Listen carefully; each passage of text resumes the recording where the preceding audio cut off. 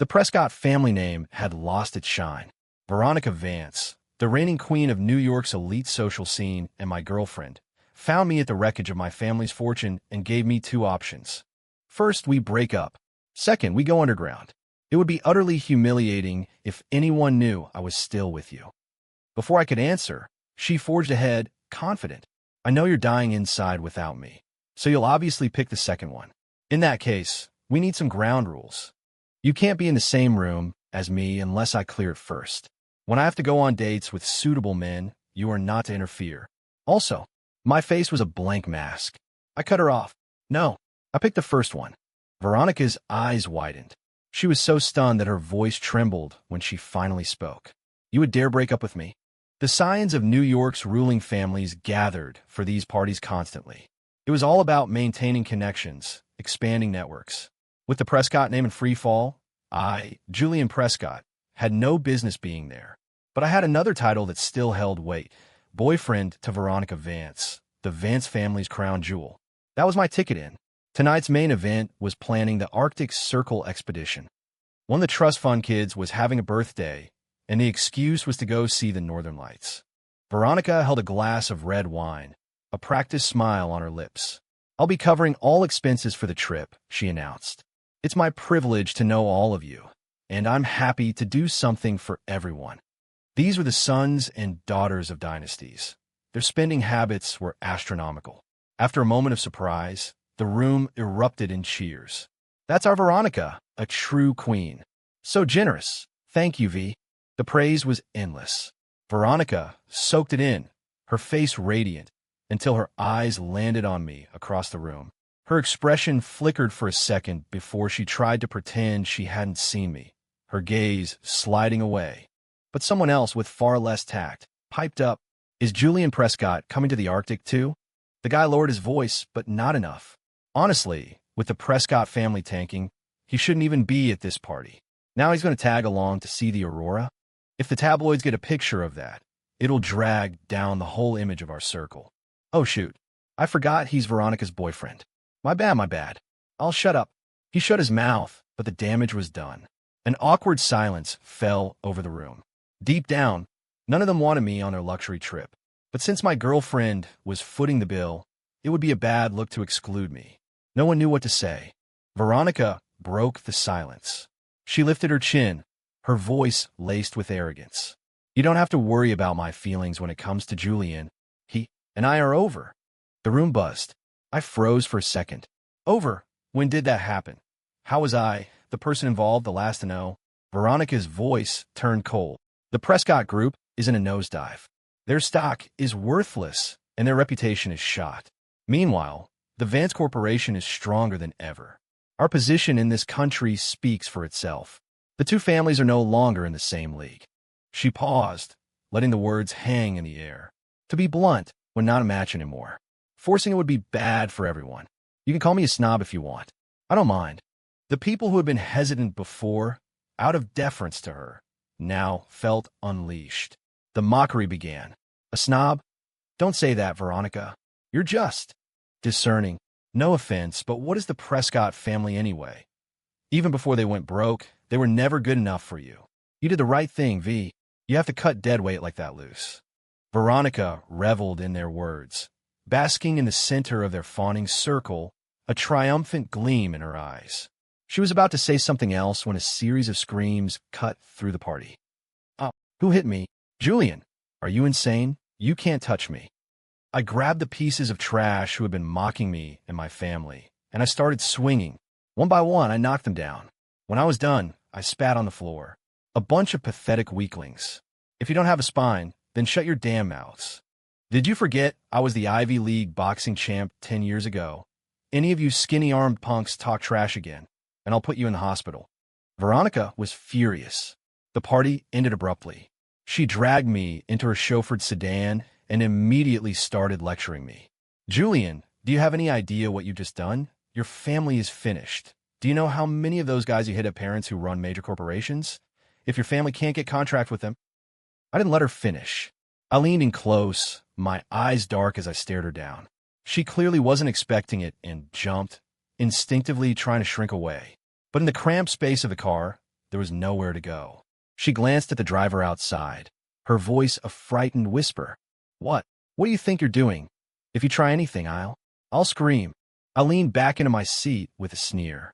Why would I try anything with you? After all, you're my ex-girlfriend. Veronica swallowed hard. Seeing that I wasn't going to hurt her, she put her mask of arrogance back on. I know you're not happy that I broke up with you, especially in public. I had no choice. With the Prescott family failing, if I stayed with you, I and the entire Vance family will be looked down on.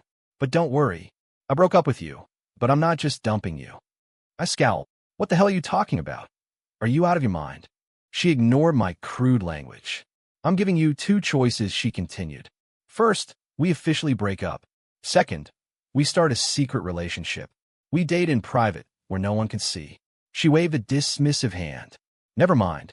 I know you're head over heels for me, so you'll pick the second option. You're right.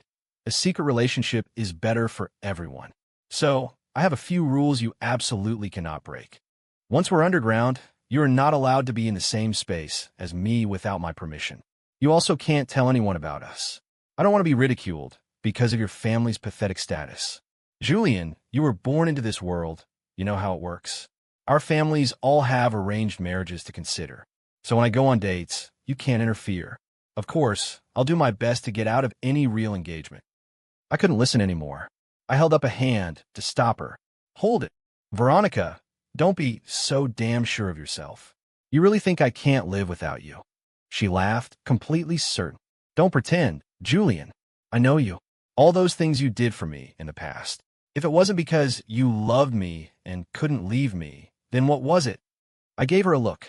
In the past, I thought you were a human being. And when you're with a human being, you should give it your all. Now that I recognize you're just an animal, why the hell would I still love you? Veronica's face changed in an instant. It turned ashen, her voice tight with disbelief. You dare insult me? I snorted. Don't worry. Soon enough, you won't even be worth insulting. As for the two choices you gave me, I'll take the first one. Veronica, let's break up. She was still reeling from my insults, and the word breakup hit her like a second blow. She started to tremble. Break up? Julian, you won't break up with me? Now Veronica was panicking. She was the one who brought it up first, in front of everyone, without a shred of concern for my dignity. So why was she panicking now? I opened the car door and got out. I threw two words over my shoulder. Get lost. Then I slammed the door shut and walked away. I hadn't gone far when my phone rang. I pulled it out and glanced at the screen. It was my father. I hit the answer button. His voice, dripping with condemnation, immediately blasted through the speaker. You useless brat. You couldn't even hold on to one woman. The Prescott family is fading, and if you had just kept a tight grip on that Vance girl, she could have convinced her family to throw a few projects our way. We might have had a chance to make a comeback. Now that you've been dumped, what comeback is there? The party was full of gossips. It was no surprise the news had already spread through our entire circle. I didn't argue with him. I just said flatly, it's fine. I lost one heiress. There'll be another. My father scoffed. What other one could there be? You think it's so easy to connect with these powerful families, especially the ones with real money and influence. I continued, my voice devoid of emotion. Isn't there still the arrangement lottery? The line went silent. After a long moment, his voice returned, hesitant. Julian, you're going to participate in that ritual. What other choice do I have? I shot back. Listen to you lecture me about being a useless brat? He fell silent again. Then, slowly, he said, you're making a great sacrifice. You're a good son. He followed up with a few more hollow compliments. I was sick of hearing it, so I hung up. The arrangement lottery. It was an event organized by the most powerful families, but it wasn't just for them. Countless smaller families participated too. The name was self-explanatory. You draw a name, and whoever is on that slip of paper, you have to marry. Of course, this is the 21st century. The ritual wasn't legally binding. However, if you refused to marry the person you drew, the law wouldn't force you, but you would be publicly slapping the faces of the powerful families who ran the event. As a result, every corporation under their control would blacklist you and your family. In a way, it was its own kind of coercion. The lottery was held irregularly. This time it was in 2 weeks. The time flew by. I arrived at the venue, ready to participate. As the recent ex-boyfriend of New York's top socialite, who had also just gotten into a brawl at a high society party, there were plenty of people who came just to watch the spectacle. They didn't bother to lower their voices as they mocked me. Usually, these arranged marriages are carefully calculated for mutual benefit, decided long in advance. This arrangement lottery is only for people with limited options. Bro, why be so polite? Your family's one of the big ones. Just say it like it is. The people who come to this lottery are the bottom of the barrel. Who's going to call you out? Hey, they can't all be weirdos. I mean, you've got Julian Prescott, a handsome 26-year-old. He's a quality catch. It's just a shame his family is broke, so he has to do this to save them. TSK. I did some digging on the other participants. I wonder who he'll draw. Will it be the one who's 50 years older than him? The one with special hobbies? Or the one with 8 kids? Oh, I also heard there's a man who registered in the bride category. If Julian draws him, I wonder if he'll refuse. At this point, if any major family is willing to tie themselves to the Prescotts, does Julian even have the right to be picky, man or woman? The jeers grew louder. It seemed like everyone was waiting for my downfall.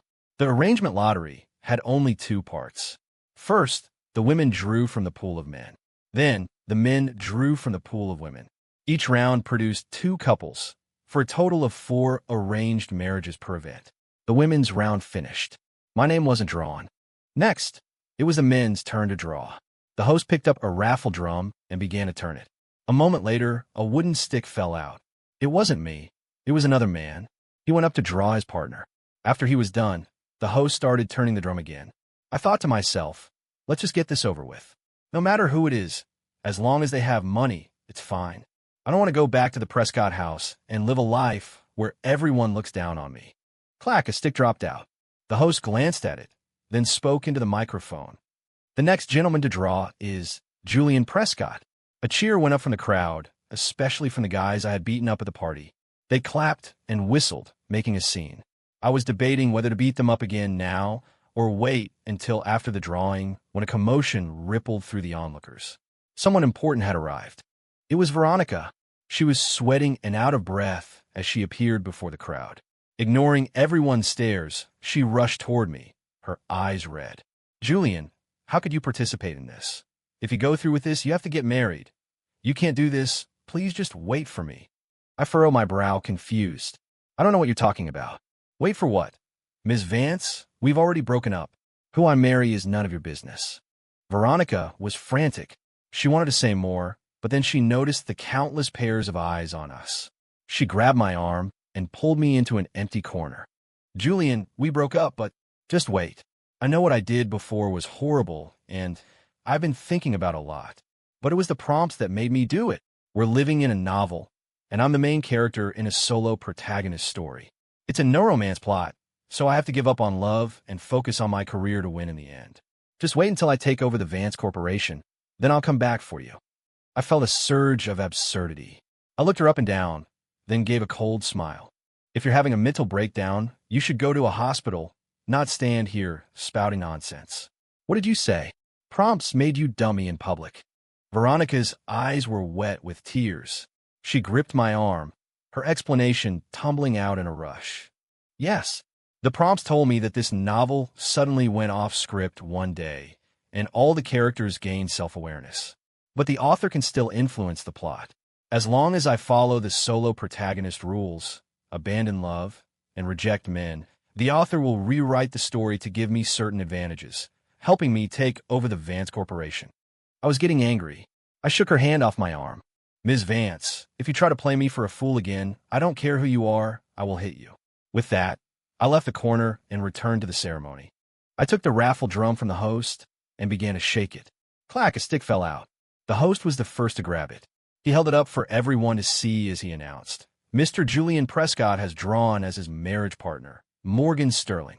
The entire room gasped. No way. A powerhouse like Morgan Sterling is participating in this. I know, right? The company she founded in college has only been around for a few years, and it's already on par with the Vance Corporation. That's not even the main point. The main point is she's only 29, and she's gorgeous. Why didn't anyone tell me Morgan Sterling was going to be here? If I had known, I would have signed up too. Some people don't want their participation known in advance. You could search all you want and never find out. Did Julian Prescott save the universe in a past life or something? He loses a trust fund baby and gets a self-made titan. The crowd was buzzing. It took me a long moment to come back to my senses. I had been prepared for a disastrous match, one I would have to endure to escape the scorn of my own family. I never imagined I would draw the winning ticket. "Hello, I'm Morgan Sterling." A woman's voice cut through my thoughts. I turned and saw her, elegant and commanding. I nodded, still in a daze. "Hi, I'm Julian Prescott." The drawing was over. I was about to leave with Morgan when Veronica rushed forward, trying desperately to stop me. "Julian, don't go with her. Wait for me. Wait until I become. And she's 3 years older than you. She's an old woman. She doesn't deserve you." I glanced at her disheveled state. "Ms. Vance, you've really lost it," I said coolly. "You'll say anything, won't you? Let me repeat myself. We are broken up. Stop interfering in my life." I walked away, not looking back at Veronica, who had collapsed to the ground, sobbing. After the lottery, if neither party had any objections, the next step was immediate. Get married. I got into Morgan Sterling's car, on my way to her home to discuss the wedding plans. We hadn't been on the road for long when my father called. "My boy, you are truly my greatest son. To draw Morgan Sterling, that Veronica Vance girl is an heiress. So what? Her parents are still in charge. If we wanted any project from them, we'd have to go through her to get to them. But Morgan Sterling is different. If we want to collaborate, we can talk to her directly." His words were so blatantly opportunistic. I grew annoyed, gave a few curt replies, and hung up. Morgan was sitting beside me, her hands folded in her lap. Her melodic voice filled the car. The car is quiet, so I couldn't help but overhear. "Your father seems very pleased with our arrangement." "I'm sorry you had to hear that," I said, embarrassed. "As you know, the Prescott family is struggling. My father is desperate to grab onto any lifeline. Being connected to you through marriage is a stroke of incredible luck for my family." Morgan was silent for a moment. Then she asked softly, "You're the firstborn son of the Prescott family. By rights, you should have a position in your family's corporation. But instead, you're being used for an arranged marriage." The question stung. A feeling of bitterness rose in me. My mother died when I was young. My father never loved her. He only married her to get an investment from her family. After she was gone, as her son, I was naturally pushed aside. Even though I graduated from college years ago, I've never been allowed to touch a single project at the company. In contrast, my father's 2 children with my stepmother were brought into the company to learn the ropes the minute they graduated from middle school. Morgan murmured a soft, "I see." Silence settled in the car again. I felt the need to fill it. "Sorry, but can I ask you a question? Why would someone of your stature participate in the arrangement lottery? With all due respect, you could have any man in the country you wanted." Morgan turned her head, her gaze flowing over me like water. "Just curiosity. No special reason." She said it without a hint of emotion. I worried that maybe she wasn't happy with me as her choice. I quickly added, "Look, I know the lottery has a certain binding nature to it, but that's all based on a gentleman's agreement between the families. It's not legally enforceable if you're not willing." Before I could finish, Morgan's calm expression fractured. Her voice was sharp with a sudden anger. "You're not satisfied with me? You don't want to marry me?" I realized she had misunderstood. I rushed to explain, No, that's not it. I was worried you weren't satisfied with me and didn't want to get married. I just wanted to say that even if we don't get married, we shouldn't part on bad terms, that a friendly separation would be best. After all, if someone like you were to retaliate, the Prescott family couldn't handle it in our current state." Morgan visibly relaxed. A beautiful eyebrow arched. "No, I'm willing. And I like it very much." At first, I didn't quite register her words. Then it clicked. The like she was talking about was me. My heart started hammering like a drum. The car fell silent again. After a few minutes, Morgan's voice, as soft as a breeze, returned. "Julian, we're getting married soon. You don't have to be so formal. Don't call me Miss Sterling, and you don't need to be so polite. Call me Morgan." "Okay." The titan of the business world, Ms. Sterling, was suddenly acting shy and demure. I didn't know what to think. My mind was a mess. My own voice came out quieter than I intended. "Okay, I understand. At Morgan's estate, We began discussing the wedding arrangements. It took the entire day, and it was clear this was far more complex than I had imagined. It would take a long time to finalize everything. As I was about to leave, Morgan suddenly said, "We still have many more days of planning ahead, and we're about to be husband and wife. Why don't you just move in here? It will be much more convenient." I wasn't really paying attention and mumbled, "Sure." "Wait, what did you say?" I turned back and caught the briefest glimpse of a smile vanishing from her face. "You were." Morgan immediately shook her head, her expression firm. "You saw wrong. I wasn't smiling." I scratched the back of my neck. "Huh. I wasn't talking about you smiling. I just think moving in so suddenly. Wouldn't that be an imposition?" A sharp light glinted in Morgan's eyes. "Julian, are you refusing to live with me?" I shook my head frantically. "No, no." She turned and walked away. "If it's not a no, then move in. I won't say a second time." It seemed I had no choice. Unexpectedly, things with my marriage partner were moving at lightning speed. Less than a day after the drawing, we were already living together. "Good son, you've done an excellent job," my father crowed over the phone. "Hold on tight to that woman. The Prescott family's comeback is just around the corner." Unlike my own reservations, my father was thrilled, praising me effusively.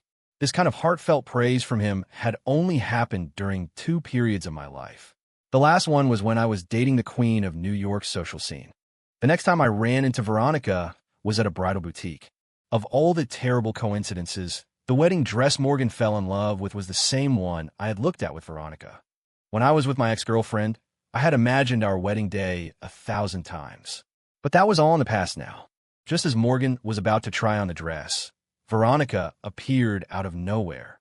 "You, Sterling," she said, her tone aggressive. "Don't you dare lay a hand on that dress." Morgan glanced at her stormy expression and seemed to understand.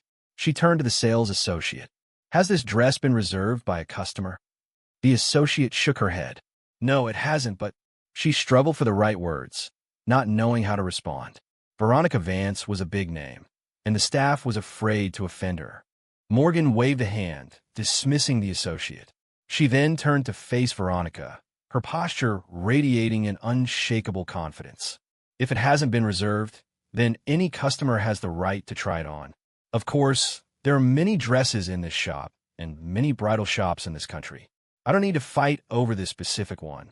But, Ms. Vance, I suggest you take a hard look at your own situation. No matter how connected you were to something or someone, that is all in the past. If you keep trying to snatch what's no longer yours, you'll just become a laughingstock." Veronica's face flushed a deep red. Her eyes darted over and saw me standing nearby. A sudden, cruel smile spread across her face. She looked Morgan up and down, her voice dripping with scorn. "So what if you have him? You're right, there's so many bridal shops, so why did you two end up at this one? Could it be that someone isn't over his old flame and came here to reminisce?" She didn't wait for an answer. "Let me be more direct. Julian, you must still have feelings for me. Even with a fiancé, you had to bring her to the very shop we visited countless times. You are just pathetic." I couldn't see my own expression, but I knew it must have been awful. I was about to speak, but Morgan beat me to it, a calm smile on her face. "First of all, I chose this shop," she said smoothly. "Secondly, Ms. Vance, I think you have it backwards. Julian and I are getting married. It is perfectly normal for us to be in any bridal shop, since we have a wedding to plan. But you, are you getting married? You don't have a wedding to plan. You don't even have a boyfriend. Yet here you are. Could it be that the one reminiscing, as you put it, is actually you? It seems the person who can't let go of their ex is Ms. Vance, isn't it?" Veronica, her private thoughts exposed, was speechless. She could only glare at us, her fists clenched at her sides. Finally, she threw out a final, desperate threat. "Don't be so smug, Morgan Sterling. Once I use the prompts to become the head of the Vance family, I'll cancel every single project my parents have with your company. Then, even if you get on your knees and beg me, I won't work with you. I'll let you in on a secret. I'm the sole protagonist of this story, and you're just a side character. You're destined to fail at my hands." After spewing this nonsense, she stormed out of the shop. I shook my head. Veronica's mental state is getting worse. Morgan's voice was laced with a dry sarcasm. "Well, of course. The dress she picked out with her ex-boyfriend is about to be worn by his new fiancée. It would be strange if she weren't losing it. I froze for a moment, then rushed to explain. Morgan, I swear I didn't know she would be here. If I had any idea, I would have steered you away from this block entirely. Morgan's lips pursed, her beautiful eyes filled with a theatrical sorrow. If your conscience is clear, why are you so afraid to see her, unless you're still thinking about her? I drew a sharp breath, at a complete loss for words. A light bulb went off in my head. Without thinking, I asked, Morgan, are you jealous? Morgan became flustered. Jealous? No, not at all. She turned on her heel and stormed out of the bridal shop. Watching her leave, I sighed. That evening, back at her estate, I knocked on the door to her study. I carried in a small dessert and placed it on the desk in front of her, where she was reviewing a business proposal. I saw on your social media a while back you posted about a bakery, saying their red velvet cake was amazing. I went to the shop and begged the owner to teach me how to make it. This is my first attempt, but I hope you like it. Morgan glanced at the cake on the plate, but didn't touch it. Her expression remained icy. I assumed she was still angry about what happened at the bridal shop. But when she spoke, it was about something else entirely. You went through all this trouble to make me a cake based on something I posted online. Are you doing this to appease me? Or is there another reason? I didn't understand the question. I wouldn't call it appeasement. I answered honestly. It's an apology. I don't want you to be angry anymore. Morgan let out a small oomph. So, it's not because you like me then? I was stunned. I opened my mouth, but no sound came out. Morgan's eyes were still fixed on her proposal. Her tone was cool and distant. Julian, at the lottery that day, even if you hadn't drawn my name, someone else would have. And I would have entered into this arrangement with them. So you don't need to feel burdened like you have to walk on eggshells around me, doing everything with the intention of appeasing me. She finally looked up. I hope that the next time you do something, your reason is that you genuinely want to do it. And that you do it out of affection. I'll eat the cake. You can go now. There was no point in staying. I left the study. But as I walked out, her words echoed in my mind. At the lottery that day, even if you hadn't drawn my name, someone else would have. A question began to form. Why did I draw Morgan Sterling? Was I really that lucky? Driven by this new suspicion, I returned to the venue where the arrangement lottery had been held. 9. After the ceremony, all the props were packed away in a storage room, waiting for the next event. I found the 4 raffle drums in the 2 drums for the women draw men round. None of the sticks had my name on them. In the 2 drums for the men draw women round, one was filled with sticks bearing the names of different women, with one notable exception, Morgan Sterling. And in the other drum, every single stick had the name Morgan Sterling written on it. There was no doubt. The first set guaranteed that no woman could draw my name. The second set guaranteed that I would inevitably draw Morgan's. I returned to Morgan's home with a storm of emotions inside me. After dinner, Morgan knocked and entered my bedroom. I wanted to discuss some wedding details with you before dinner, but you weren't home. So we'll have to do it now. Take a look at my preliminary plans and tell me what you think. My mind was elsewhere. I gave a few distracted, non-committal answers. Morgan noticed my indifference. A hint of anger entered her voice. This is our first and only wedding, Julian. You should be more invested. I knew my attitude was poor. I quickly stood up to apologize. I'm sorry, I stood up too fast. The handful of lottery sticks I had taken, each one inscribed with Morgan Sterling, fell out of my pocket and scattered across the floor. I lunged to pick them up, but it was too late. Morgan was faster. She bent down and gathered them. As she saw what was written on them, she froze. When she straightened up, a blush was spreading across her cheeks. Her voice was a mix of shock and embarrassment. How do you have these? I couldn't meet her eyes. I was just curious how I got so lucky drawing the winning ticket. So, before dinner, I went back to the venue, and I found these. Morgan was uncharacteristically shy. She fell silent, wrapping her arms around her stomach like a child who had been caught doing something wrong. I sighed. I figured it was best to just be direct. I always thought the lottery was random. I never imagined it could be rigged. Morgan's head snapped up. It's supposed to be random, but when you're in my position, you learn that some random things can be controlled. I'm sorry. It's just that I like you so much. I had to resort to this. Her confession came out in a rush. Years ago, I saw you at a business conference. You were giving a speech on stage, and You were just radiant. I was drawn to you from that moment on. But when I asked about you, I learned you were already in a relationship. Then I heard you had broken up and were going to participate in the arrangement lottery. I was so excited, so I secretly contacted the organizers and had them swap out the drums. Julian, if you think I'm manipulative and devious for rigging the lottery, we can call off the engagement. And don't worry, I'll still help the Prescott family get through its crisis. But if there's no fate between us, then so be it. She turned her back to me, looking utterly dejected, like a candle about to burn out. I stared at her back, and a pang of sorrow hit me. It was like I was looking at another version of myself, the one who was an outcast in his own home. I couldn't tell if it was like or a desire to protect, but my feet moved on their own. I stepped forward, wrapped my arms around her, and held her tight. No, I'm not leaving you. Morgan, let's get married. I want to be with you. Morgan turned around. Her eyes were red, and shimmering tears welled up.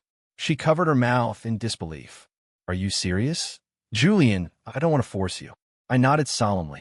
Yes, marrying you is the best choice I can make. If you didn't like me, being with you would feel like a burden. But since you do like me, our marriage can be my way of repaying you. I won't feel any pressure. It's just my family. Morgan raised her arms and hugged me back just as tightly. Don't worry about the Prescott family being a burden. At that business conference, you showed everyone how brilliant you are. The Prescott family will thrive under your leadership. I was surprised. After processing what she had said, I stammered. Under my leadership, but my father won't even let me near the company. Even the few conferences I've attended, I had to sneak out behind his back to go. How could I possibly take over the Prescott group? Morgan tilted her head up, her eyes full of affection. Don't think about any of that. Julian, just tell me. Do you want to lead the Prescott family? 10. Morgan's calm, steady gaze seemed to smooth over all the tangled thoughts in my mind. Without any more hesitation, I nodded. Yes. She smiled softly. Leave it to me. You don't have to worry about a thing. A month later, at a project partnership meeting between the Prescott Group and Sterling Industries, my father was all smiles. Ms. Sterling, he said to Morgan, you have a keen eye for choosing a partner with us. Rest assured, the Prescott family's troubles are only temporary. In the near future, we will absolutely make a comeback. All right, let's not waste any more time. Shall we sign the contract? Morgan looked at my father with completely emotionless eyes. Her voice was ice. You're right. The Prescott family's decline is temporary, and it will certainly rise again in the future. However, I believe the key to the Prescott family's resurgence lies in changing its leadership. Your son, Julian Prescott, is much more suited to be the new chairman. The color drained from my father's face. His expression froze. After a long moment, he stammered, What did you say? Morgan Sterling, you have some nerve. You may be a business genius who built an empire in a few years, but I am your future father-in-law. The leadership of the Prescott family is not for you to meddle in. Morgan ignored him. She let her gaze sweep over certain people in the room. One by one, senior executives from the Prescott Group stood up. I agree with changing the chairman of the board. I agree. Let's call an emergency shareholders meeting immediately to vote on a new chairman. I also believe Julian Prescott would be a better leader. My father staggered and collapsed into his chair. His hands slammed against the tabletop. He looked up, his eyes glaring daggers at Morgan and me. You two ungrateful children. His eyes looked like they were about to pop out of his head. It didn't matter. 2 hours later, I was the new chairman of the Prescott Group, and as my first act, I signed the partnership agreement with Sterling Industries. After the signing ceremony, Morgan, dressed in a sharp business suit, extended her hand to me. A pleasure to be working with you, Mr. Chairman. I hope our future collaborations will be as smooth as today's. Her eyes twinkled, and not just our business collaborations. I smiled and took her hand. Of course, our first collaboration outside of business is about to begin. I'm sure it will be very smooth. It was not smooth. Our first non-business collaboration was a complete disaster. 2 weeks later, it was our wedding day. The first half of the ceremony went off without a hitch. Then, suddenly, Veronica burst into the venue. In the few months since I'd last seen her, every trace of the polished New York socialite had vanished. She looked wild, laughing and crying at the same time. When she saw me, she lunged. Thankfully, security was quick to react, intercepting her and dragging her out. As they pulled her away, she shrieked at the top of her lungs, "Julian, why didn't you wait for me? I'm about to become the head of the Vance family. Once I do, we can get married. You don't believe me, do you? You have to believe me. I have the prompts, you see. The prompts are everywhere, filling the sky. They're going to help me. I am the sole protagonist of this story. If I don't succeed, who will? Huh. I will absolutely become the head of the Vance family." Ha ha ha. Her voice faded as she was removed from the hall. The ceremony resumed. I felt a sharp pain in my chest. I looked over and saw Morgan giving me 2 light punches, her expression full of mock grievance. "What?" she pouted. "Still thinking about your ex." I quickly cut her off. No, not at all. I have no feelings for her. I'm just curious." Morgan shook her head, her gaze drifting toward the entrance of the hall. She sighed. "I heard that Veronica did a lot of terrible things to secure her position as the Vance family heir. That included dumping you when your family's fortunes fell. But honestly, even though she broke up with you, she was still in love with you. Otherwise, she wouldn't have had a complete breakdown after you were gone.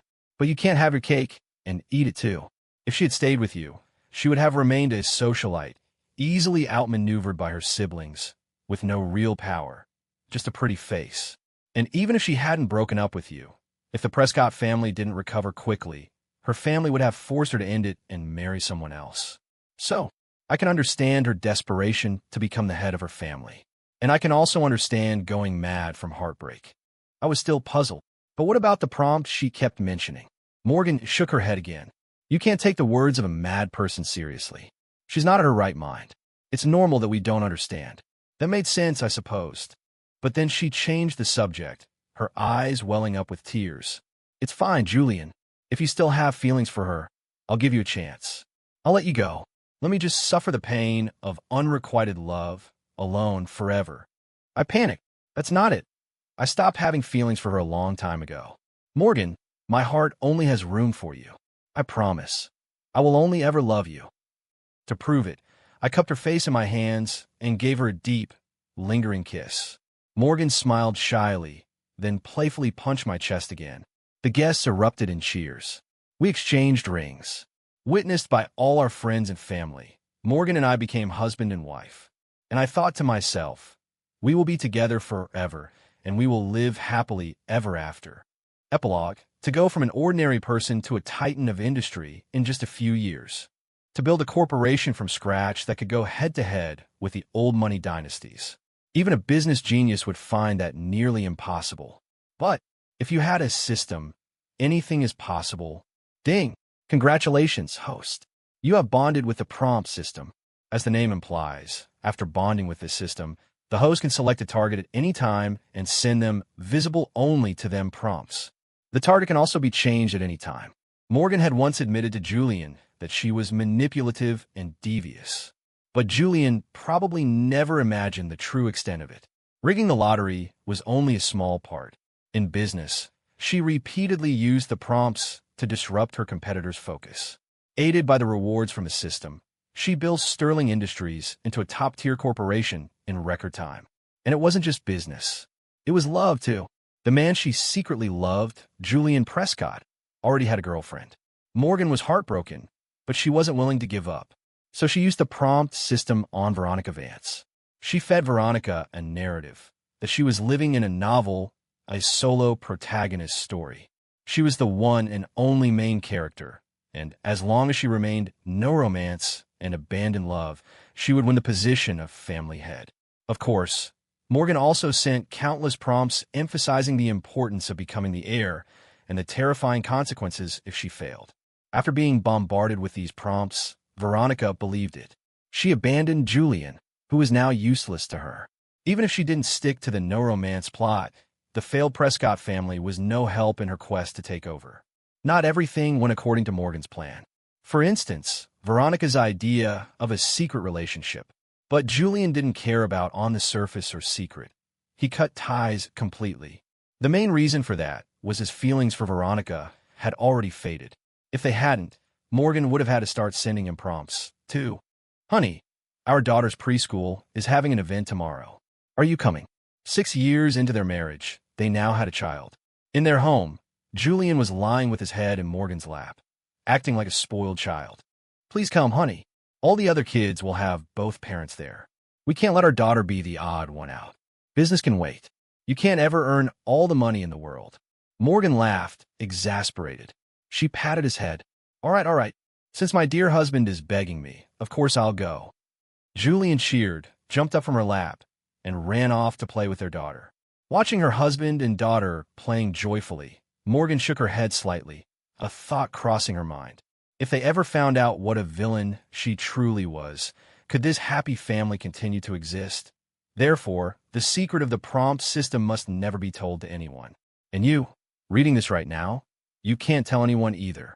Okay, the end.